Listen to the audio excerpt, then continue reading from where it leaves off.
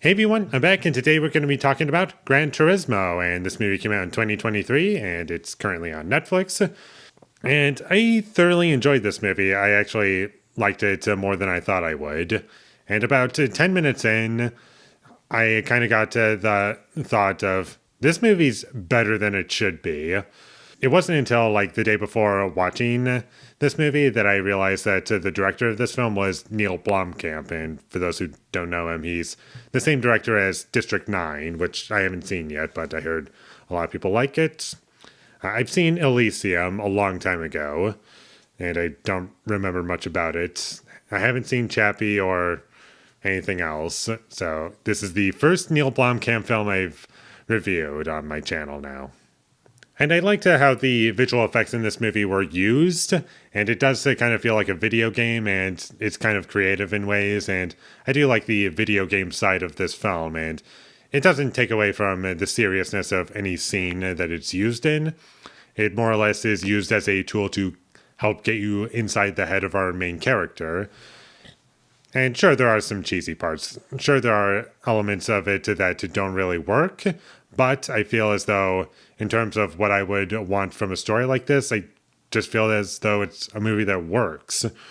And it's nice, simple entertainment that overall just works and is better than I would expect. Like, I was expecting this movie to be like average and really cheesy, like a lot more than it wound up being, but it didn't really bother me all that much when it got cheesy, except for like a couple parts. I also enjoyed where the story went, even if it is a story that you all have seen before, and you can tell where the movie is going in terms of the beats of the film.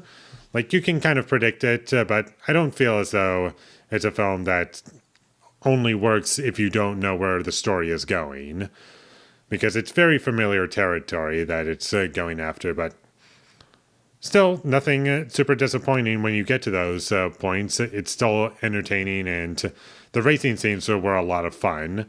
Although my one criticism I have with the racing scenes in this film is that there were points where the editing made it feel like there was at least 5 minutes of scenes that was missing. And I just felt as though part of it needed to be longer so I could experience more of the race. And obviously you don't want to have the full race in the film because sometimes it goes on for like hours or even longer than that, for those who don't know about how this all works. So obviously stuff like that needed to be trimmed down, but I just felt as though there was like little bits of information that needed to be there for it to feel like a full and complete sequence or scene, so that it would have a proper emotional impact when it was finished. There were some really cool shots in this movie that looked pretty cool, and I liked when this movie touched on the business side of the story. Like, that was kind of interesting, and it didn't beat you over the head with it.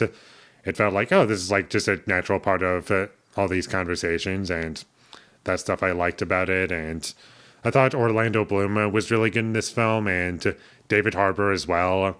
Like, I really enjoyed the performances in this film, and Archie Madwicki, I have no idea how to pronounce his name. He was in Midsommar, and I haven't seen that movie in a while, but he was good in this movie.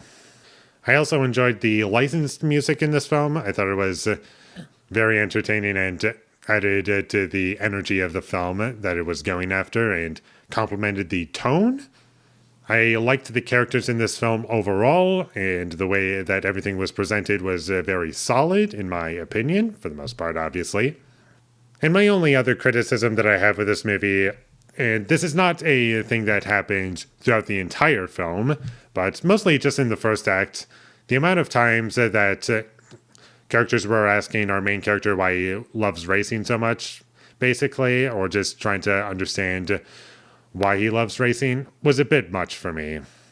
And that's about all I have to say about Gran Turismo. It was really solid and entertaining, better than I thought it would be, and I would recommend that you check this movie out.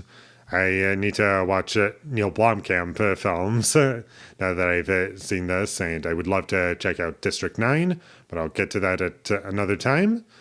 So check this movie out whenever you get the chance, and with all that being said, I'm going to give Gran Turismo, a 7 out of 10.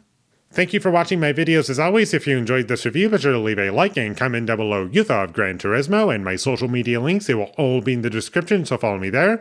And last but not least, subscribe to be a part of Foley Nation, and I'll see you when I get my next review up, and that is going to be for The Dark Tower. So look forward to that, but until I get that up, thank you for watching and have a great day.